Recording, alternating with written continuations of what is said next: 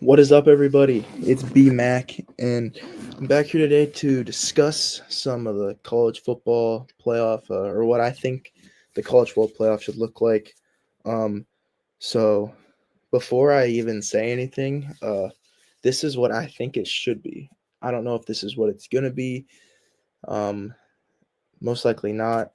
I think that the committee has been a little inconsistent as of this year, but it'll be interesting to see what they do. So I'm just gonna wait a little bit just to see if anybody pops in. Uh, see, might as well talk about a little recap over this weekend. On Friday we had some big time games. Or on Thursday we had a big time game between Navy and Memphis on Thanksgiving night. Navy was able to pull out for that one, and then on Friday we had two really good games start the day at 11 a.m. or at least 11 a.m. Central Time, my time. Iowa absolutely destroyed Nebraska. Ole Miss took care of business against Mississippi State, and Friday was a pretty good day. And then Texas A&M loses to Texas. That was another huge game that happened that day. And that shook up the rankings a little bit. A lot of other things happened this weekend, including Alabama barely defeating Auburn. I think if Auburn could catch football, they honestly would have won that game, but unfortunately, it's not how it goes sometimes. And so, what are the big? Ohio State finally took care of business against Michigan. It took them 4 years to do that. Congratulations to the Buckeyes. They're showing that they're one of the best teams in the country. What else happened? Indiana took care of business. Duke is going to the ACC championship game at 7-5. That is absolutely ridiculous. How I don't know what the tiebreaker is for the ACC, but somehow they got in over Miami. Very, very interesting, honestly, that they were able to get in. But you know, some crazy stuff happens. So now I'm just gonna talk about the college football playoff. What I think it should be. So start at number one. I have the Indiana Hoosiers. Uh, you got to look at efficiencies. So actually, before I even get started, I use different tools. I use criteria. It seems like that the committee sometimes doesn't use. I look at strength of record. I do my own kind of strength of record metric in my head, or not in my head, but um, kind of just based off wins and losses in that aspect. So those are the two resume metrics I use. And then for the predictive metrics, which is like eye test, which a lot of the committee says we got the eye test, but they don't really use the metrics that the eye test is used for. Just because you look good doesn't mean you're actually playing good, which is something that I think the committee should use. Um, and then the predictive metrics I use are FPI, SPS plus, and efficiencies. Those are all found on ESPN's website, as well as strength of record. Hey, welcome into the video. If you want to put in any comments or anything, just let me know. I haven't really started talking about anything important yet. But so here's my bracket. So let's start with the number one overall seed, and I have the Indiana Hoosiers. Oh my gosh, this dude, bro, how is Iowa in over North Texas? This guy, bro. All right, you don't know ball. That's my friend, bro. You don't know ball. You don't know ball, bro. No ball knowledge. So, pretty much, yeah. North Texas has to be in because they're the Group of Five winner. It's five conference champions. So let's get started here. We got the number one overall seed, the Indiana Hoosiers. They're the best team. On When you look at the resume metrics, they have that win over Oregon to start the year back in week 6. That's the best win in the country by a landslide. And Fernando Mendoza is playing out of his mind. He's been playing really well for them all year. He's been consistent. That's the thing that this Indiana team has done. They've been consistent from start to finish, and they have proven to be. I personally think that they should get that top spot right now. Ohio State is a little bit above them in like the efficiency matters or the eye test, the predictive metrics, but I think Ohio State they proved big time this weekend, and I have them at number 2. I think Ohio State they looked pretty good. They dominated. Not in the first quarter. I thought we were going to see another Michigan takeover after that first quarter, but Ohio State they freaking gutted down. They played hard. Matt Patricia's done an incredible job with this team. I think that they are going to overall be the number. I mean, this weekend's going to be a huge game between Indiana and Ohio State. It's really going to show who the best team in the country is because it's between Indiana and Ohio State, and it's a toss-up for me. I think Ohio State is the better team, but Indiana has those wins to mark them up. It's going to be an incredible game this weekend. So, um, and then we got the number 3 seed, the Oregon Ducks. This team, a lot of people are hating on this Oregon Ducks team. You look at the predictive metrics; they average around 4 in those predictive metrics. They've been playing really, really well, and they have some really good wins on the year. Even though they lost Indiana at home, you got to look at the wins that they have. They started off; they went on the road and beat Iowa, which is a really impressive win. Iowa's a really dang good ball club. Uh, I think they're a top 20 team in the country easily. Going on the road at Kinnick is not easy to do. Indiana also went on the road to Kinnick and only beat them by 5. This Oregon team, and then they also have wins against USC at home, which is a very, very good team as well. Their record is a little deceiving in my opinion, but they're a really, really good ball club.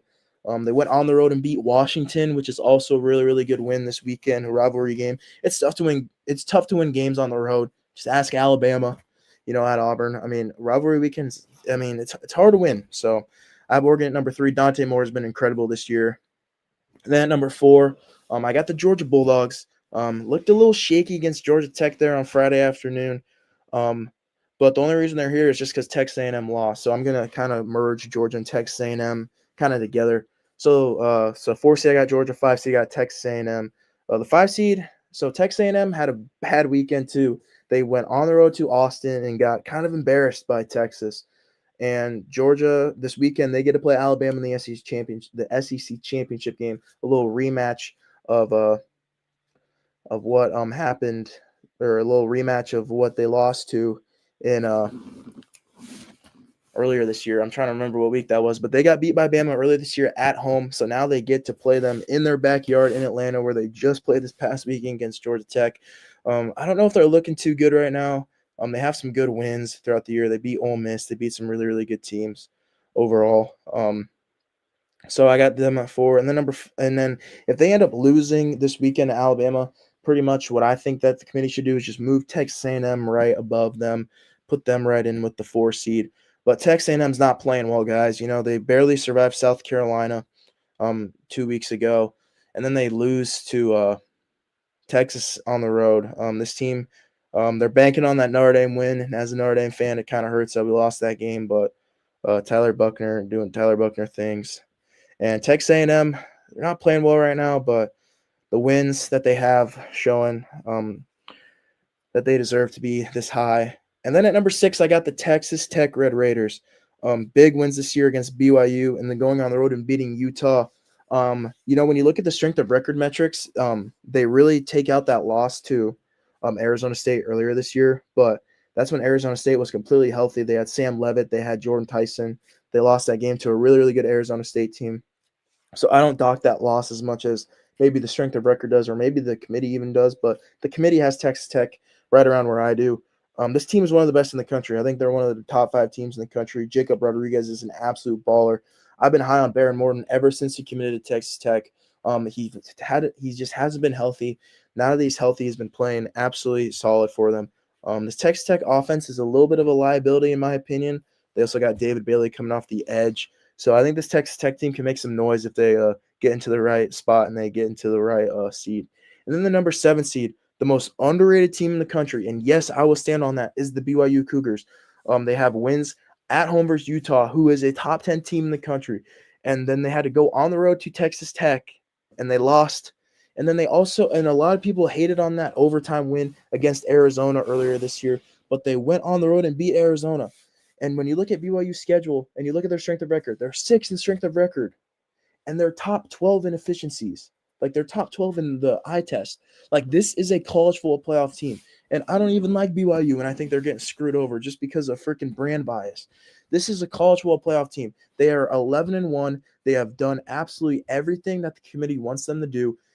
They lost to who they should. They beat who they should. This is a college football playoff team, and Bear Bachmeier has been absolutely incredible. I was really low on BYU heading in this year just because of the quarterback situation, but Bear Bachmeier has came in and freaking been a dog for them. I think this team should be in the college football playoff, but the brand bias is absolutely ridiculous in college football today. So I feel like they're going to get left out. And then we got the number 18 Ole Miss. To speak of Ole Miss, is Lane Kiffin leaving for LSU. That just happened yesterday. Um, just completely wreck that they lose their coach before the playoffs. And if the committee thinks about leaving Ole Miss out just because Lane Kiffin and some of his staff is gone, absolutely ridiculous. This team earned it. They went 11-1. They went on the road and beat Oklahoma. They beat the teams that they should have. They lost at Georgia, but the same thing with BYU. They looked at their schedule. They competed against the teams they should have. They beat the teams they should have, and they didn't lose to anybody that they shouldn't have. This is a college football playoff team, and I think hiring Pete Golding is an absolute great hire for them. Hire the defensive coordinator that took your team to one of the best seasons in program history. Really, really solid hire for them, in my opinion. So I think Ole Miss is going to be. I think they're still going to be good. I wonder who's going to be calling the offensive plays, but it's going to be interesting. And then at the number 9 seed, I have the Oklahoma Sooners. They're not playing too well right now. A little shaky. Barely beat LSU this past weekend, 17-13. This offense is just not very good, guys. I thought John Mateer was going to come in and maybe shape this offense a little bit, but just hasn't really looked good for them. The only thing that's holding them on is that win against Alabama on the road. That's the only thing that's keeping this team in. If they lost that game, they would be way out. They wouldn't even be in the conversations, honestly. But that defense is damn good. They're a physical team. That's why they were able to beat Alabama, because Alabama cannot run the ball. Actually, sorry, I'm foreshadowing. But Oklahoma at the 9. I think it's going to be a little shaky if they get in or not. And that number 10, the last team in, I got the Notre Dame Fighting Irish. They're playing like one of the top 5 teams in the country right now. And I know you Miami fans are going to say, oh, we beat you guys head up. Just because you beat a team head up doesn't mean you're better than them. Texas beat Oklahoma. Does that mean Texas is going to get in the playoff? No. It just doesn't mean anything, guys. It means a little bit. It means a lot to the strength of record. It means a lot to that. But Alabama beat Georgia. Does that mean Georgia's should be behind Alabama? No. Texas beat Texas A&M. Does that mean Texas should be ahead of Texas A&M? No. That doesn't it shouldn't mean everything. And the reason why Miami's strength of record so high is because they beat us at home. You play Miami on a neutral field. Notre Dame's going to be favored in that game by probably 5 points. Winning games on the road is hard in college football. It is. It just is. It's not easy. That's why you see upsets all the time at when teams go on the road. So personally, I think this Notre Dame team, Jeremiah Love, should be the Heisman, but he probably won't be. Probably be the winner of Ohio State and Indiana this weekend between Julian Sayin and Fernando Mendoza, which I think is absolutely ridiculous, because the Heisman goes to the best player in the country, and it should either be Jeremiah Smith, Jeremiah Love, or Jacob Rodriguez from Texas Tech. That's who I think should be going to New York, or even Diego Pavia. He's been balling out for them. So at the 10 seed, I have Notre Dame. Really solid year for them. They lost those 2 games early, but they are playing like one of the best 5 teams in the country. And then at number 11, I got the Virginia Cavaliers. They make this playoff out of complete pity because Miami couldn't figure it out in the ACC this year. So I think they're going to beat Duke this weekend pretty handily.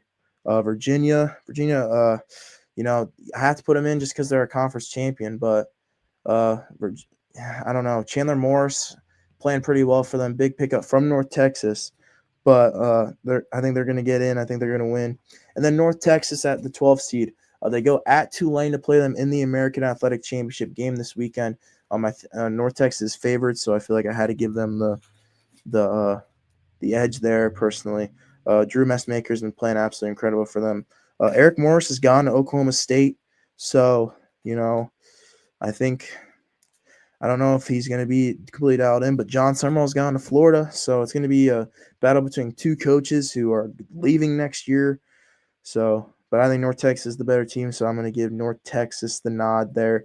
And then for the first 4 out, we got the Alabama Crimson Tide, the Vanderbilt Commodores, the Miami Hurricanes, and the Texas Longhorns. The thing about Alabama is they lost that game to Oklahoma at home, and they lost week 1 to Florida State. You look at all these other 10 teams that I put in, they didn't lose to bad teams. They didn't lose to teams. They didn't lose to these bad teams.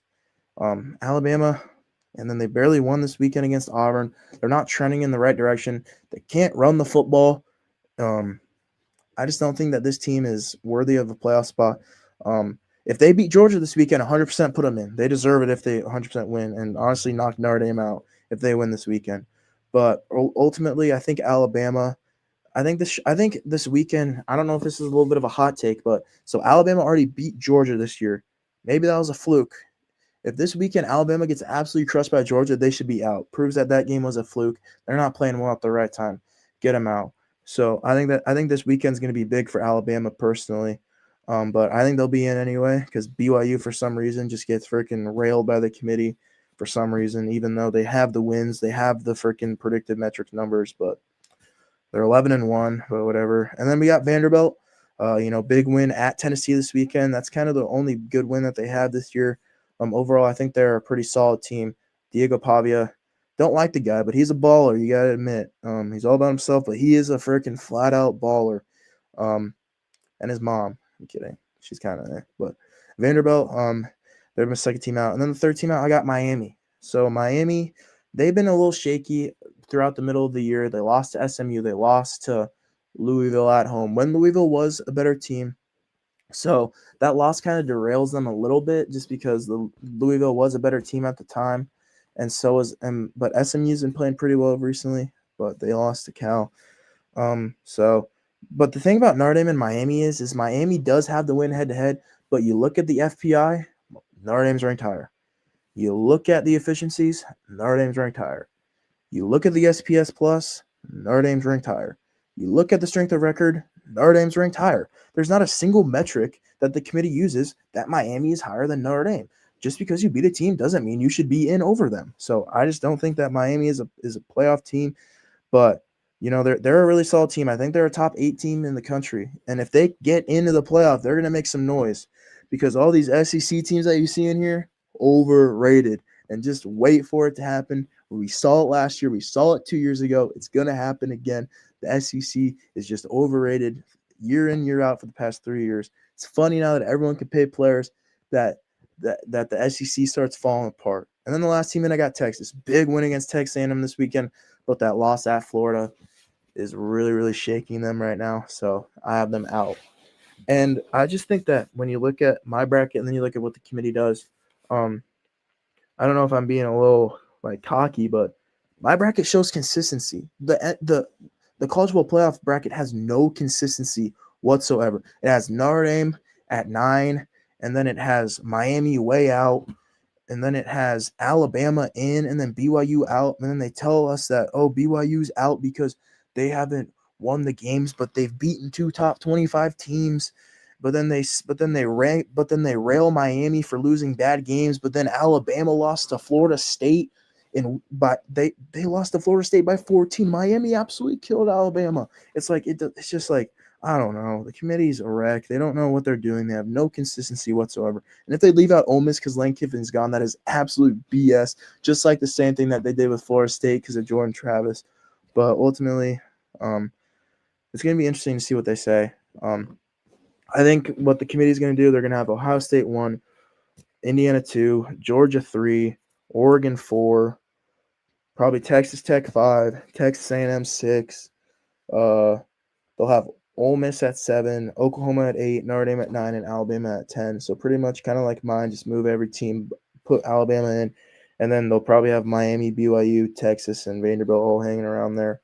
But ultimately, I think Miami, honestly, if it were up to me, which is my bracket kind of is, I would honestly consider them moving them above Vanderbilt and Alabama. But Alabama has the chance to win this weekend against Georgia, and I don't know. I think Georgia's gonna bounce back. But if Alabama wins, they might be hosting a first round playoff game. So it's gonna be interesting to see what the rankings are tomorrow. But I told myself I'd keep it under 20 minutes. I'm hovering right around 19:30. So I'm probably going to end the video here. Thank you, Jack, for watching this video. I see you yapping in my comments, bro. But so if you see this on Twitter, you can always go back and watch it to see my predictions. But yeah, that's it, everybody. BMac out. God bless everyone.